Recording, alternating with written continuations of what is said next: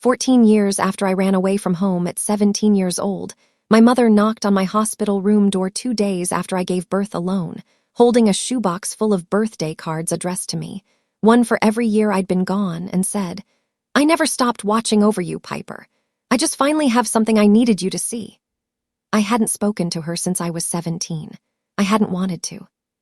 For 14 years, I believed my mother had chosen someone else's family over mine, and that belief had shaped almost every decision I'd made since. Who I trusted, who I let close, how far I let anyone get before I found a reason to leave first. Standing in that hospital doorway, holding a box of paper cards instead of flowers, she looked smaller than I remembered, and older, and something in her face made me put my newborn daughter down in the bassinet before I trusted myself to speak.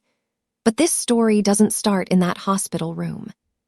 It starts 13 years before that, in a kitchen in Pittsburgh, on the night my father died, with a phone call that split my entire childhood into a before and an after I'm still learning how to hold in the same two hands. My name is Piper Renwick. My father, Thomas Renwick, died of a heart attack when I was 11 years old, collapsing in the driveway of our house in the Bloomfield neighborhood while he was unloading groceries from the car. A bag of oranges spilled across the pavement that I still remember more clearly than almost anything else from that year, rolling slowly toward the curb while my mother screamed for a neighbor to call an ambulance. He was 43.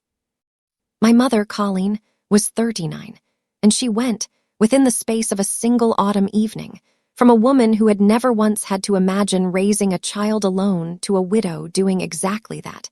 in a house with a mortgage neither of us had ever worried about because my father had always been the one who worried about it for us. I want to tell you honestly, because I've spent a long time learning how to be honest about the parts of this story that don't make anyone look simple, that my mother did not fall apart the way you might expect. She got quieter. She got more careful. She started keeping a small spiral notebook on the kitchen counter where she tracked every bill, every grocery trip, every dollar, in handwriting that got smaller and smaller as the months went on, as though shrinking the numbers might somehow shrink what they represented. She went back to work full-time at an insurance office downtown 3 weeks after the funeral, because our savings, she told me once in a rare, unguarded moment, would have carried us 4 months at most, and she was not going to let 11-year-old me watch our house get taken the way she'd watched her own childhood house taken from her family when she was young. I understood, even then, that my mother's quietness after my father died was not coldness. It was math. She was doing math from the moment she woke up until the moment she fell asleep, and I don't think, looking back now with the distance of adulthood, that she ever fully stopped. 2 years after my father died, she met Gary Voss at a church function neither of us particularly wanted to be at, a widower himself, with a son a year older than me named Callum, and within 8 months they were married in a small ceremony at the same church. The two of us, Callum and me, standing awkwardly on opposite sides of the aisle like two countries that had just been handed a peace treaty neither had signed. I want to be fair to my mother about why she married Gary so quickly, because I have spent years being unfair to her about it, and I think that unfairness is part of what this whole story is really about. She was tired. She was 31 months into carrying an entire household by herself, and Gary offered something that must have looked, from where she was standing, like relief. A second income. A man who fixed the furnace without being asked. Someone to split the weight of every decision with instead of carrying it alone at a kitchen table with a spiral notebook and shrinking handwriting. I understand that now. I did not understand it at 13. What I understood at 13 was that Gary Voss loved his own son visibly and easily, and loved me the way you love a piece of furniture that came with the house you bought, something you're expected to keep in reasonable condition without ever quite treating it as yours. Callum got the bigger bedroom because, Gary explained, he was older, and boys need more space to grow into. Callum's hockey league fees got paid without a second thought, cash pulled from Gary's wallet on a Tuesday evening like it cost nothing at all, while my request for a school trip to Washington, D.C., $45, got a long pause at the dinner table, and a promise to think about it that eventually, quietly, became a no-nobody ever formally delivered. Just a permission slip that never made it back to school, and a trip I watched my classmates leave for from the window of my homeroom. My mother sat at that dinner table for all of it. I want you to understand that clearly, because it matters to everything that happened later. She sat at that table, in that kitchen, and watched her new husband make 100 small decisions that favored his son over her own daughter, and more often than I can count, she said nothing. Not because she agreed. I know that now, in a way I could not let myself know it at 13 or 14 or 17. She said nothing because she had learned, in the 2 years after my father died, that keeping the peace in that house was the thing standing between us and losing it a second time, and she had decided, somewhere in that math she was always doing, that my discomfort was a cost she could afford to spend in exchange for a roof that stayed over both our heads. I did not understand that calculation as a teenager. I understood only that my mother watched me get smaller in that house, year after year, and let it happen. The year I turned 16, things got worse in the specific, grinding way things get worse in a house, where nobody is willing to say the true thing out loud. Callum got into a fight at school that put another boy in the hospital with a concussion, and Gary, instead of grounding him, hired a lawyer within 48 hours and told the school administration. In a meeting I was not allowed to attend, but overheard through the thin wall of our kitchen, that the whole incident had clearly been provoked, that his son was not the kind of boy who started fights, and that the school ought to be more careful about which students it chose to protect. Callum did not miss a single hockey practice that season. Meanwhile, that same spring, I got caught, unfairly I still believe, borrowing my mother's car without asking to drive a friend to a doctor's appointment her own parents couldn't take her to. And I lost my after-school babysitting job for 2 weeks because Gary insisted on it as a consequence.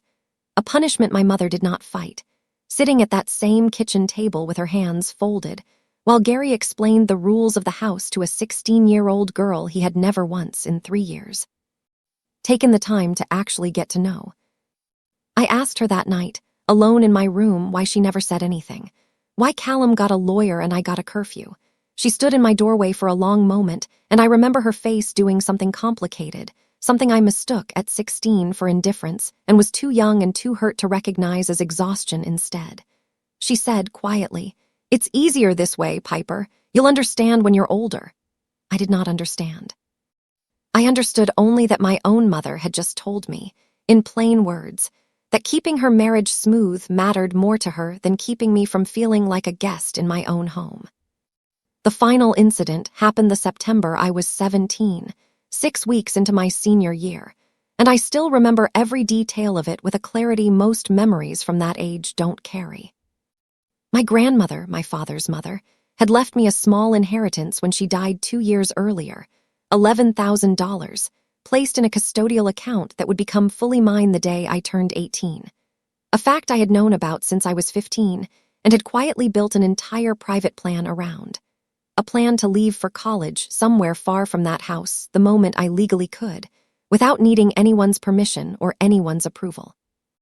Gary, I learned that September, had petitioned, as my legal stepfather with financial oversight of the household, to access a portion of that account early, $6,000, to cover what he described to the bank as a family emergency. The family emergency, I found out only by accident, reading a piece of mail that had come to the house addressed to my mother and left open on the counter. Was Callum's hockey travel team fees for a tournament circuit in Michigan that Gary believed could get his son noticed by junior league scouts. I confronted my mother in the kitchen that night, the same kitchen, the same table, the spiral notebook long since replaced by a laptop, but the same careful, shrinking handwriting still visible in the margins of a budget she still kept by hand out of habit. I asked her if she'd known. She told me she had, that she hadn't agreed with it, but that Gary had already filed the paperwork before she'd found out, and that fighting him on it publicly in front of a bank would have caused a fight in the marriage she didn't think was worth having over $6,000 that would, she promised me, absolutely be paid back before I turned 18. I asked her the question I had been carrying, unspoken, for 4 years by that point. I asked her whether she would ever, one single time, choose me over keeping that house peaceful.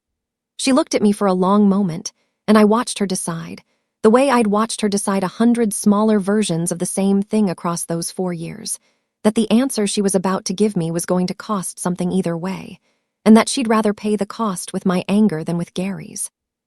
She said, "You're stronger than Callum is, Piper. You always have been. I need you to be stronger about this too."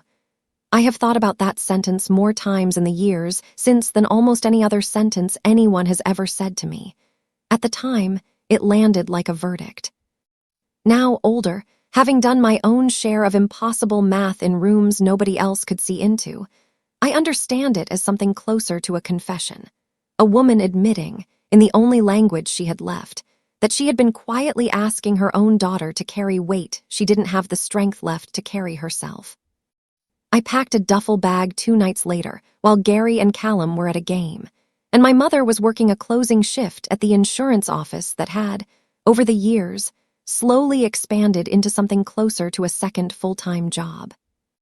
I left a note on my bed, 4 sentences, the kind of note a 17-year-old writes when she believes, with the total, uncomplicated certainty only a teenager can carry, that leaving quietly is a kindness and staying is the only thing left that would actually hurt anyone. I took a bus to my friend Maddie's older sister's apartment in Cleveland, where I'd arranged, over weeks of careful planning nobody in that house had noticed, to sleep on a pull-out couch until I figured out something more permanent.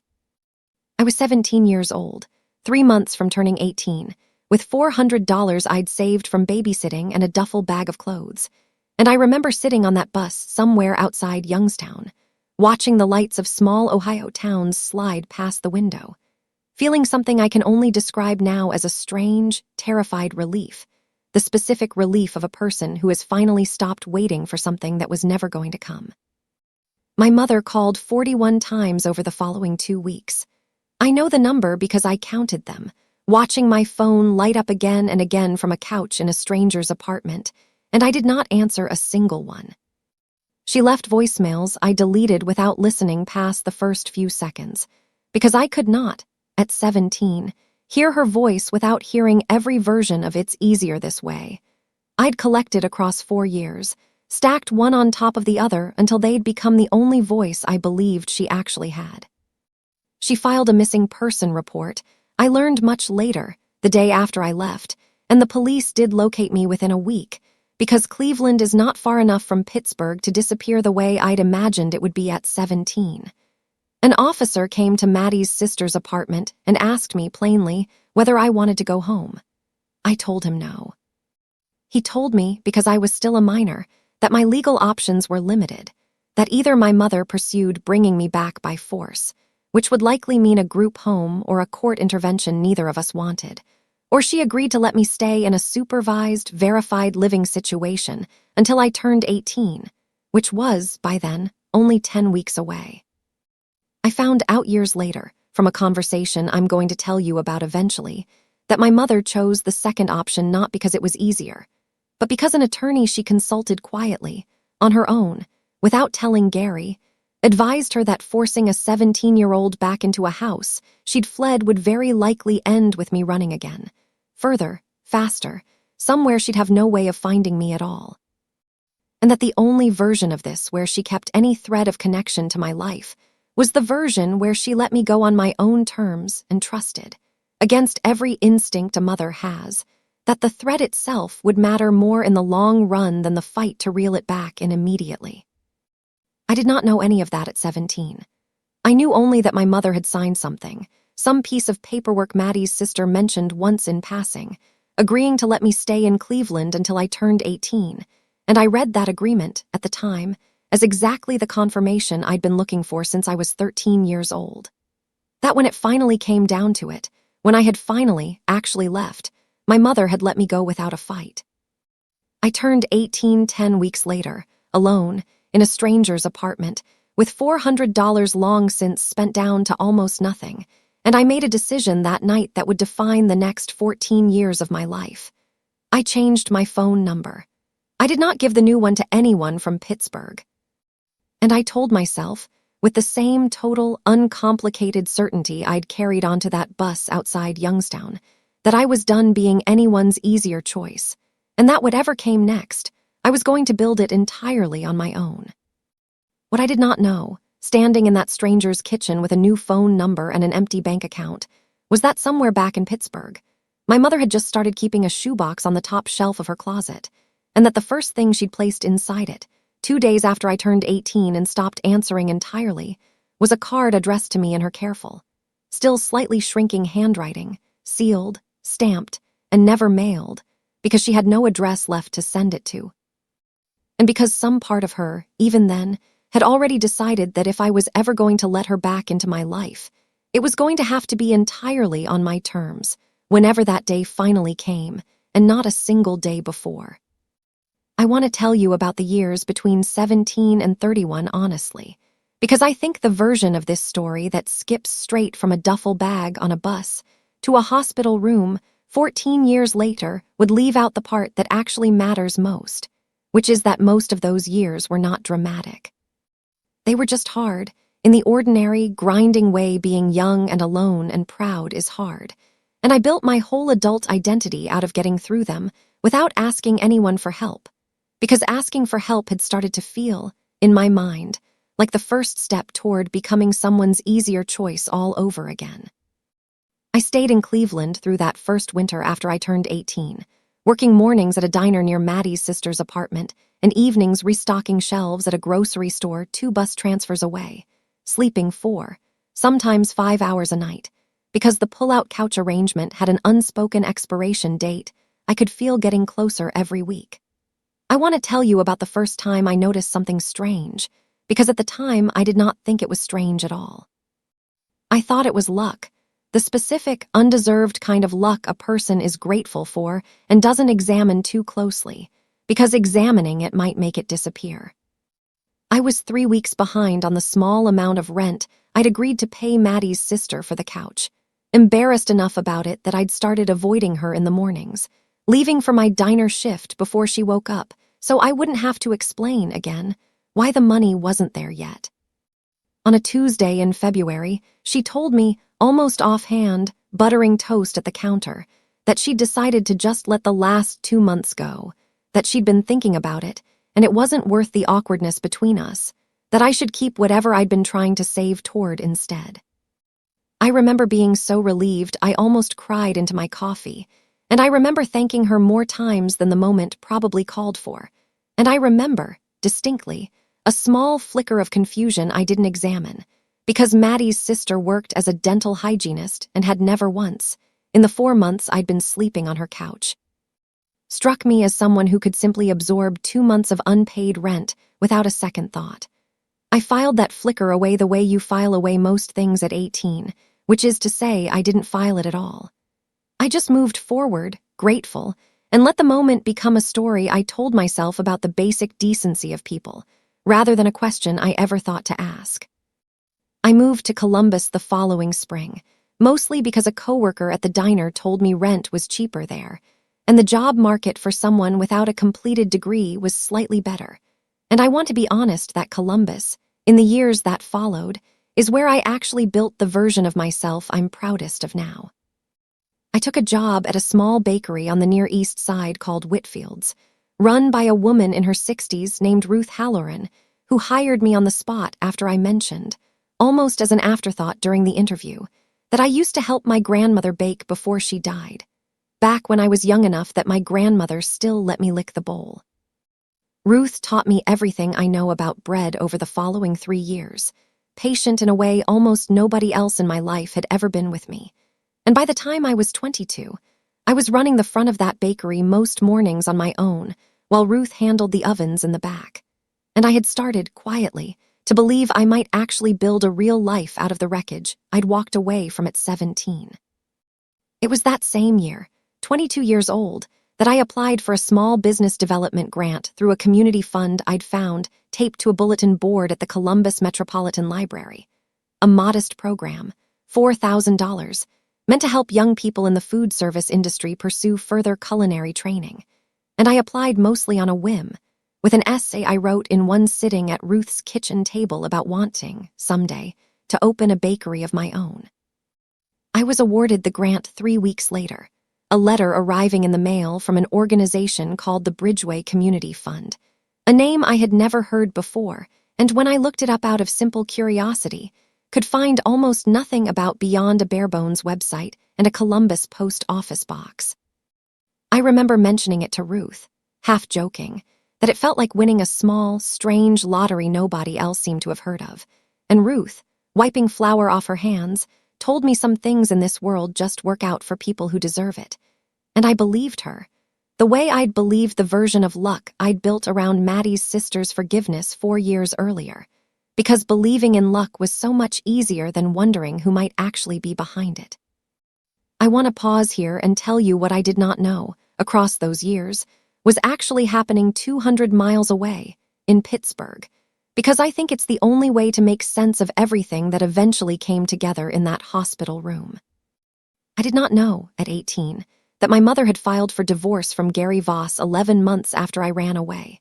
a filing she made quietly, on her own, using an attorney she'd found through a coworker rather than anyone connected to Gary's social circle,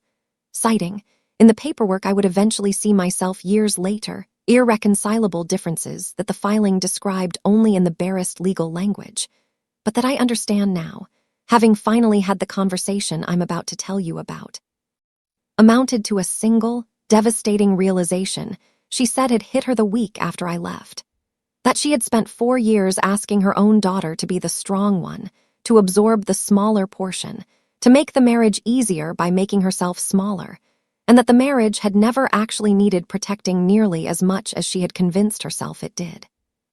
She told me, much later, that watching my empty bedroom sit untouched for a week after I left, the bed still made the way I'd made it the last morning I slept in that house, was the moment she finally understood exactly what her own quietness had cost, and that no version of keeping Gary's household peaceful was ever going to be worth that particular kind of silence again. I did not know, at 19, that my mother had hired a retired police detective named Walt Okonkwo, a family friend of a friend from her church, to help her simply confirm every few months that I was alive, housed, and safe, not to contact me, not to bring me home, only to verify quietly that wherever I'd landed, I was not in danger. I did not know that it was Walt Okonkwo, working from a photograph and an old description and a great deal of patient, unglamorous legwork, who first located me at Maddie's sister's apartment in Cleveland that winter, and who reported back to my mother only that I appeared to be working, appeared to be housed, and appeared, as far as he could tell from a distance, to be managing. I did not know that my mother, hearing that report, and hearing separately, through the same coworker who'd helped her find her attorney, that Maddie's sister was a hardworking woman stretched thin, covering an extra person on a dental hygienist's salary, quietly arranged, through a small anonymous transfer routed through an account Walt helped her set up specifically so it could never be traced back to Pittsburgh, to cover the 2 months of rent I'd fallen behind on, the exact amount. Delivered the week before Maddie's sister told me, almost offhand, buttering toast at the counter, that she'd decided to just let it go. I did not know, at 22, that the Bridgeway Community Fund had exactly one significant donor, a woman who had, by then, taken a second job doing weekend bookkeeping for a local accounting firm, specifically to fund a small, quiet grant program she'd asked a lawyer to set up in a way that would never require her name to appear on any paperwork I might ever see. A program with exactly one criterion, beyond the basic eligibility requirements listed on the application. That any recipient whose name matched a certain description, working in food service, in the Columbus area, born on a certain date in a certain year, would be reviewed personally, and if it was in fact the right applicant, funded without hesitation, regardless of how the rest of the applicant pool compared. I want to be honest with you about something, because I think it matters to how you understand the rest of this story. When I finally learned all of this, years later, in that hospital room, my first reaction was not gratitude. It was something closer to anger, a strange, disorienting anger I did not expect and could not immediately explain, even to myself. I will tell you why, because I think some of you listening might understand it even if it doesn't sound reasonable on its face. For 14 years, I had built an entire identity around the belief that I had done this alone, that every dollar I'd earned, and every hard year I'd survived had been mine, earned through my own stubbornness and my own refusal to need anyone. Learning that some portion of that survival had been quietly engineered by the very person I'd spent 14 years being angry at felt, in that first disorienting moment, like losing something I hadn't realized I was still holding onto. My own hard-won story of having built myself from nothing. I understand now, with more time to sit with it, that this reaction says more about how tightly I'd wrapped my identity around my own loneliness than it says about anything wrong with what my mother actually did. But I want you to know I felt it, because I think honesty about the messy parts is the only kind of honesty worth offering. The years between 22 and 26 were, on the surface, the steadiest of my adult life. I kept working at Whitfield's, took night classes at Columbus State toward a business degree I completed slowly, 1 or 2 courses at a time, and by 25 I had saved enough, alongside Ruth's blessing and a small business loan, to open my own bakery 2 neighborhoods over. A narrow storefront I named Renwick's, after my father, the first time I had used that name for anything of my own since I'd left Pittsburgh. It was the closest thing to unqualified happiness I'd had since I was a child, standing behind my own counter, in my own apron, watching people carry my bread out into the world. It was also, unfortunately, the years I spent with a man named Derek Halston, a contractor I met when he came in to quote some renovation work on the bakery's back kitchen, charming in the specific, attentive way that felt, at first, like exactly the kind of steady partnership I told myself I'd earned after everything I'd survived. Derek was kind for the first 8 months. Then, slowly, in the same grinding, incremental way things had gotten worse in my mother's house years earlier, he started needing to know where I was every hour of the day.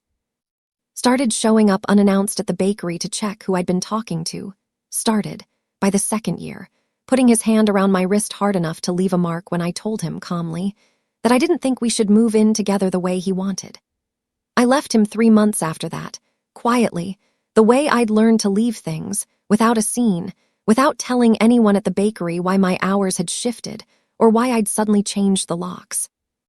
What I did not know, and would not learn until much later, was that Derek had continued showing up outside the bakery for weeks after I ended things, parking across the street some mornings, watching through the front window, a pattern one of my regular customers eventually mentioned to me with obvious concern, and that it was during those same weeks that an anonymous tip, detailed and specific enough to include his license plate number and his usual parking spot, reached the Columbus Police Department's stalking and harassment unit, resulting in a formal warning that, according to the officer who eventually explained the process to me, is often enough on its own to end that kind of behavior before it escalates further. Derek stopped showing up 2 days after that warning. I never asked, at the time, who had reported him, assuming it had simply been a concerned neighbor, and I never learned the truth of it until I finally sat across from my mother, 14 years after I'd left her kitchen, and asked her, among many other things, whether Walt Okonkwo's involvement in my life had ever gone beyond simply checking that I was alive. The bakery closed 4 years after I opened it, not because it failed exactly, but because the pandemic hit Columbus the way it hit small storefronts everywhere, and I made the decision, in the spring of that terrible year, to close Renwick's rather than take on debt I wasn't confident I could climb back out of. I want to tell you honestly that losing that bakery broke something in me that had held steady through everything else, through leaving home, through Derek, through years of building my own life out of almost nothing, because the bakery had been the first thing I'd ever built that carried my father's name into the world on my own terms, and watching it close felt like losing him a second time. I met a man that same difficult year, briefly, a relationship that lasted 8 months and ended not with any drama, but with the quiet, mutual recognition that we'd found each other during a hard season and mistaken comfort for something more permanent. I did not know, when it ended, that I was already 6 weeks pregnant, a fact I discovered alone in my apartment bathroom 4 months after we'd stopped speaking, staring at a plastic stick the way. I would learn much later. My own mother had once stared at a different set of plastic sticks in a CVS parking lot after her own marriage fell apart. I did not tell the baby's father, not out of spite, but because our 8 months together had never once suggested he was ready to be anyone's father. And because I had, by then, spent 14 years believing that the only version of family I could actually trust was the one I built entirely myself. I worked as a delivery driver through most of that pregnancy, the only steady work I could find after the bakery closed. And I want you to understand that by the final month, alone, without savings, without the bakery, without a partner, without a single person from my childhood who knew I was even pregnant at all. I had reached a place I had not been since that winter in Cleveland at 18, exhausted in a way sleep didn't fix.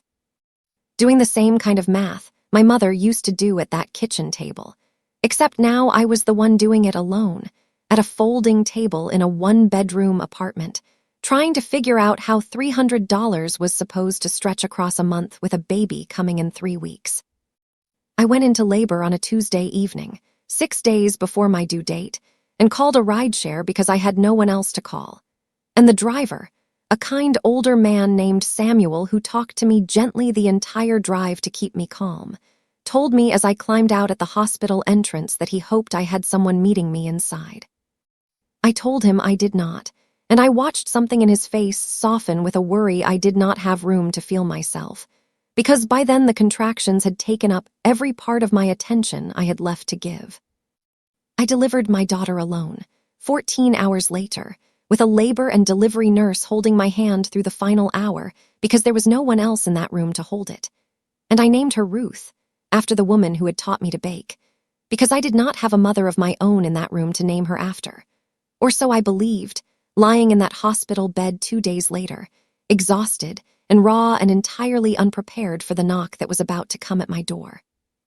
I want to take you back to that doorway now, the one I described at the very beginning of this story, because I think you deserve to understand it the way I actually experienced it, rather than the way I was able to explain it once I'd had time to sit with everything that came after. My mother stood there in a coat I didn't recognize, hair grayer than I remembered, holding a shoebox against her chest the way you hold something you're afraid might be taken from you before you're ready to let it go. And for a long moment neither of us said anything at all, because 14 years is a strange, impossible amount of silence to try to break with an ordinary sentence. She spoke first. She said my name, just my name, the way she used to say it when I was small, before Gary, before the kitchen table math, before any of it, and something in the specific shape of her voice saying it that way cracked something open in me that I had spent 14 years keeping very carefully closed. I asked her how she knew I was here. She told me the truth immediately, without making me ask twice. The way I would come to understand, over the following hour, was how she decided to tell me everything from that point forward, plainly in order, without softening any part of it to make herself look better than she actually was. She told me about Walt Okonkwo, the retired detective, a name I had never heard before in my life. She told me he had continued, quietly, periodically, checking that I was safe long after I'd moved to Columbus, long after the bakery, long after Derek. A habit she said she'd never had the discipline or the willingness to end even after years had passed without a single word between us. She told me that 2 days earlier, doing his routine drive past my apartment, Walt had noticed my car gone for longer than usual and, worried, had called around to the nearby hospitals rather than assume the worst without checking, and had found me registered at labor and delivery within the hour. She told me that, when he called her with that news, something in her finally broke through 14 years of the promise she'd made to herself the week I turned 18. A promise to never approach me directly, to never force my hand, to let whatever door existed between us stay closed until I was the one who chose to open it.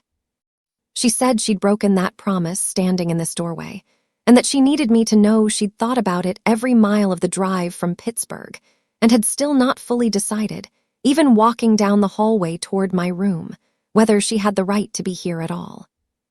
I asked her because it was the only question I had room for in that first raw hour. Why? Not why she'd come today. Why any of it? Why the rent in Cleveland, if that had really been her? Why the grant? Why whatever role she'd played, if she'd played one, in whatever had happened with Derek? Why, if she'd cared this much, she had let me leave that kitchen table at 17 without a single word of protest? She set the shoebox down on the rolling table beside my hospital bed and opened it, and I want to describe what was inside it carefully, because I have thought about the specific contents of that box more times in the years since than almost anything else in this story. 14 envelopes, each one addressed to me in her handwriting, sealed, stamped, and never mailed. One for every birthday I did since I turned 18, my 19th through my 31st. Beneath the envelopes, a slim folder of photographs taken from a distance over the years, some of them grainy, clearly shot from across a street or through a car window, but unmistakably me. Me behind the counter at Whitfield's, laughing at something Ruth Halloran had said. Me standing in front of Renwick's the week it opened, hands on my hips, looking at my own storefront the way you look at something you can't quite believe you built. Me, blurrier, walking quickly away from an apartment building at night.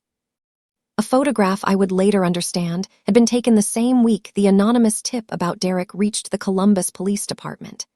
Beneath the photographs, a folder of bank transfer records, dates and amounts that lined up, with an accuracy that made my stomach drop, exactly with the 2 months of rent Maddie's sister had forgiven, exactly with the $4,000 grant from a fund called Bridgeway that had never had more than one real donor. I sat with all of it spread across the rolling table, my daughter asleep in the bassinet beside me, and I felt the anger I told you about earlier rise up before the gratitude did, sharp and disorienting, because looking at 14 years of my life laid out in someone else's careful documentation felt, in that first moment, like being told the hardest, proudest thing I had ever done had not actually been mine alone the way I'd always believed it was. I asked her, my voice sharper than I meant it to be, why, if she was capable of all of this, of tracking me, of funding me, of protecting me from a man who could have hurt me badly, she had never once simply knocked on my door and said the things she was finally saying now. Why watch from across a street for 14 years instead of just showing up? She was quiet for a long moment before she answered, and when she did, I understood, for the first time, that she had been carrying her own version of the anger I felt, an anger turned entirely inward, for just as long as I'd been carrying mine turned outward. She told me that when I left at 17, and again when I turned 18 and changed my number, she had gone, on her own, without telling Gary, to a family attorney, desperate for some way to force me back into her life, and that the attorney had told her something that changed the entire shape of the following 14 years. That a child who runs from a house that failed to protect her does not need to be caught. She needs to be trusted enough to choose her own way back, on her own timeline, and that any attempt to force that timeline, however loving the intention behind it, would very likely teach me the exact same lesson I'd already learned at that kitchen table, that my own wishes mattered less than what someone else had decided was best for me. She said she had made a promise to herself, sitting in that attorney's office, that she would spend whatever years it took making absolutely certain I was safe, and would spend every single one of those years refusing to let my safety become a reason to override my choice, because the entire injury she'd caused me, she finally understood, sitting in that office, was exactly that. A lifetime of decisions made about me, around me, without me, always with a good enough reason attached to justify it.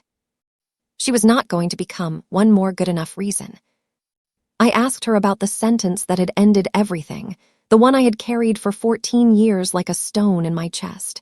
You're stronger than Callum is, Piper. I need you to be stronger about this too. I asked her if she remembered saying it. She told me she remembered it exactly, word for word, because she had replayed it more times over the years than any other sentence she had ever spoken in her life, and that it was, she believed now, the single worst thing she had ever said to another human being, because it had asked a child to be the adult in a house where the actual adult had run out of the courage to be one herself. She said she was not going to explain it away or soften it into something more forgivable than it actually was. She had been afraid, in that house, of losing Gary, of losing the second income, of being alone with grief and debt, and a full-time job the way she'd been in the 2 years after my father died. And she had decided, over and over, in 100 small moments I'd watched from across that kitchen table, that my discomfort was a price she could ask me to pay so she would not have to face that fear directly herself. She said that was not love. It had felt like love from the inside, the way almost everything a frightened person does to survive feels like love from the inside. But she had spent 14 years since learning the difference, and she wanted me to know she finally understood it. I asked her about Gary and about Callum because I realized, sitting there, that I had spent 14 years imagining them frozen exactly as I'd left them, and I wanted, suddenly, to know what had actually happened. She told me she had filed for divorce 11 months after I left, the paperwork sitting, at the time, in the same shoebox that now sat on my rolling table, and that Gary had remarried within 2 years, a woman with no children of her own, and that she had not spoken to him in over a decade. Callum, she told me, was harder to explain, because Callum, it turned out, had grown into someone genuinely different from the 14-year-old boy who'd been handed a lawyer for a fistfight and cash for hockey fees without a second thought.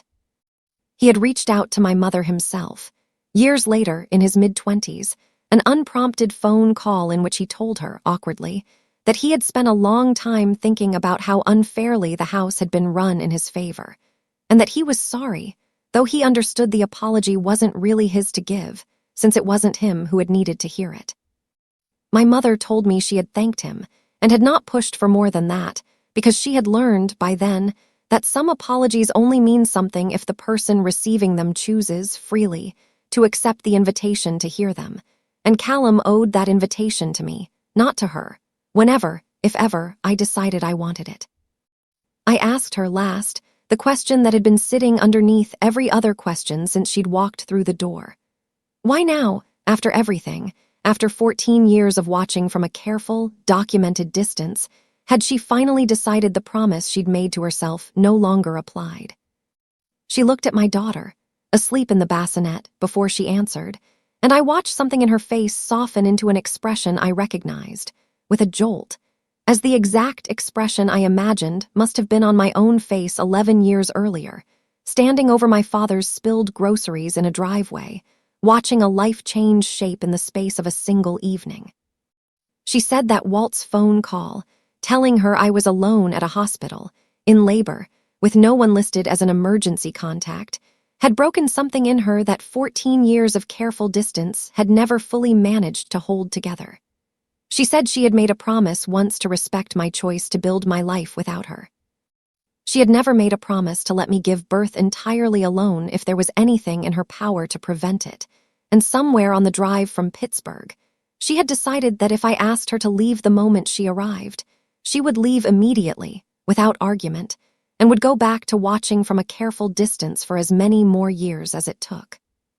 But she was not going to let fear of being turned away keep her from at least giving me the choice. This once, in person, instead of through an envelope she couldn't bring herself to mail. I did not tell her, that first hour, that I forgave her. I want to be honest about that, because I think the truth of how slowly real forgiveness actually moves matters more than a tidy ending would. I told her I needed time. I told her I needed to hold my daughter and sit with everything spread across that rolling table and figure out, on my own terms, the way she had spent 14 years insisting I always got to do, what I actually wanted to do with what she'd just handed me. She nodded and stood and left the shoebox exactly where it was, all 14 envelopes still sealed, still unread, and told me at the door that she would be at a hotel 2 miles from the hospital for as long as I needed, that she would not call, that she would wait for me to reach out whenever, if ever, I was ready, the same promise she'd kept for 14 years, extended now for however many more days it took. After she left, I sat for a long time with my daughter against my chest and picked up the envelope marked with my 19th birthday, the first one in the box, turning it over in my hands without opening it, thinking about a woman who had spent 14 years writing letters to a daughter who might never read a single one of them, sealing each one anyway, year after year, because some part of her had refused to stop believing that one day, somehow, I might finally want to know everything she'd never had the courage to say out loud in that kitchen when it would have mattered most. I opened the first envelope 3 days after my mother left the hospital, sitting alone in my apartment with my daughter, finally asleep in the bassinet Samuel, the rideshare driver, had. In a small kindness I would later understand as one more thread in a story I was still learning the full shape of, helped me carry up from his trunk the night I came home from the hospital, refusing any payment for it, telling me only that he had a daughter himself and hoped somebody would do the same for her someday.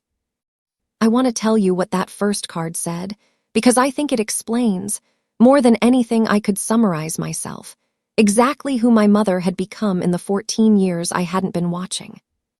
It was dated the September I turned 19, 5 weeks after I'd changed my phone number and disappeared entirely from her reach. It did not ask me to come home. It did not defend Gary, or explain the money for Callum's hockey fees, or offer a single excuse for the 4 years that had led me to that bus outside Youngstown. It simply said, in her careful, still slightly shrinking handwriting, that she hoped, wherever I was, I had found somewhere warm to sleep that night, that she thought about the sound of my footsteps on the stairs of our old house more than she could explain to anyone who asked, and that she loved me exactly as much on the day she wrote that card as she had on the day I was born, whether or not I ever believed it, whether or not I ever read a single word of it. I sat on my kitchen floor and cried in a way I had not let myself cry since I was 17 years old, and I want you to understand that it was not sadness exactly, though there was plenty of that mixed in. It was something closer to the specific grief of finally being handed proof of a love you had spent a decade and a half convincing yourself you'd imagined. I read one card a day for the following 2 weeks, in order, watching my mother's handwriting shift almost imperceptibly across the years, watching small details creep into later cards that told me she had, in fact, been watching more closely than even the photographs had suggested. The card from the year Renwick's opened mentioned, without explanation, that she'd heard the bread there was some of the best in the city, a detail she could only have known through Walt, and a detail that told me, reading it years later, that some part of her had been quietly, privately proud of me the entire time I believed no one from my old life knew or cared that I existed at all. The card from the year Derek and I broke up said only that she hoped, whoever had hurt me that year, that I knew exactly how much I deserved better, a line that made my hands shake when I finally understood, weeks later, exactly how much she had actually known. I called her on a Tuesday afternoon, 3 weeks after she'd left the shoebox on my rolling table, and I did not lead with forgiveness, because I did not yet fully feel it, and I had decided, somewhere in those 3 weeks, that I owed her the same honesty she had finally started offering me.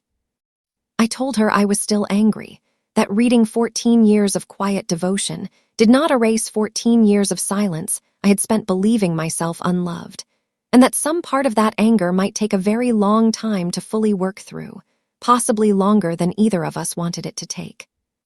She told me she understood, and that she was not calling to rush me through it, only to tell me that whatever pace I needed, she would still be there at the end of it,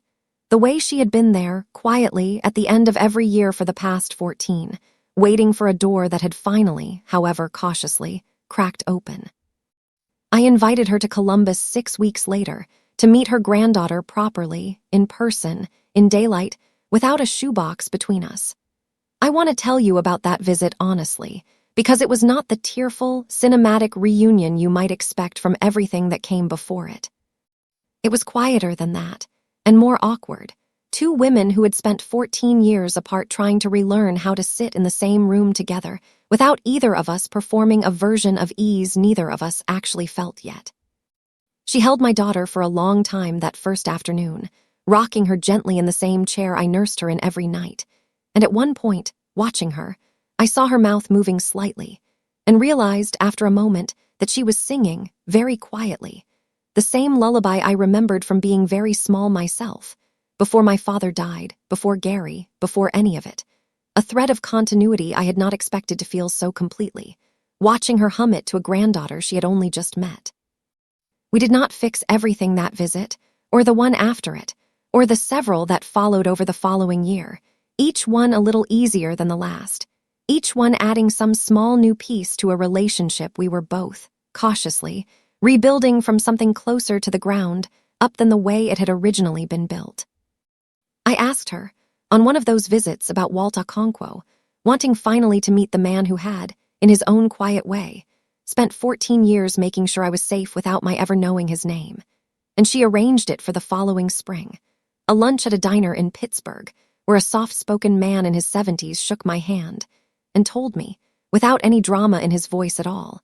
that watching me build the bakery had been one of the more satisfying pieces of work he'd done in his whole career.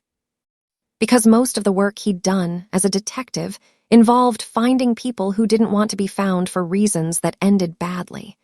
He said it had been a genuine privilege, watching someone build a good life instead.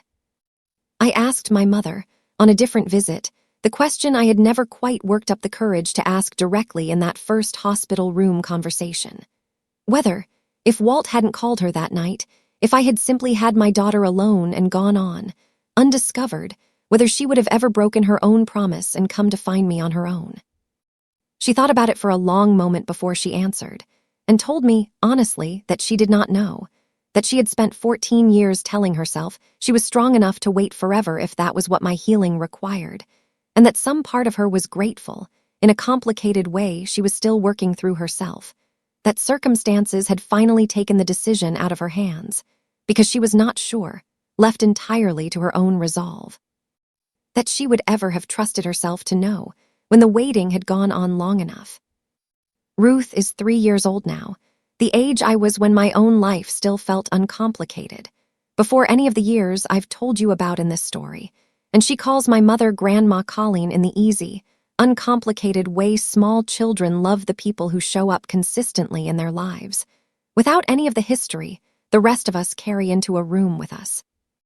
My mother drives down from Pittsburgh most months now, and stays in a guest room I finally, after 2 years of careful rebuilding, started calling hers instead of the guest room. I reopened a small version of Renwick's last spring, a single case in the front corner of a shared commercial kitchen space, nothing like the full storefront I lost, but a beginning.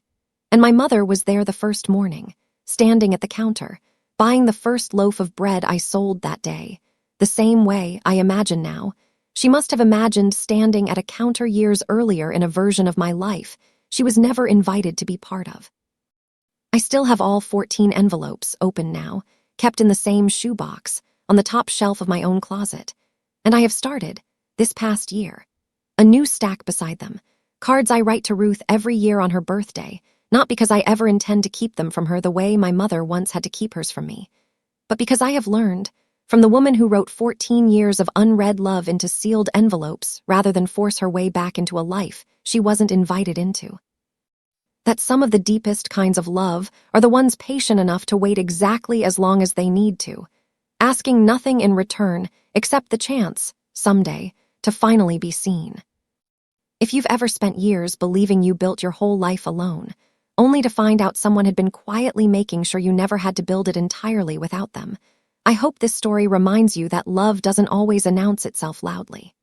Sometimes it waits, patiently, on the other side of a door it refuses to force open, for exactly as long as it takes. And if this story stayed with you, I'd love for you to share it with someone who might need to hear it, and join me for the next.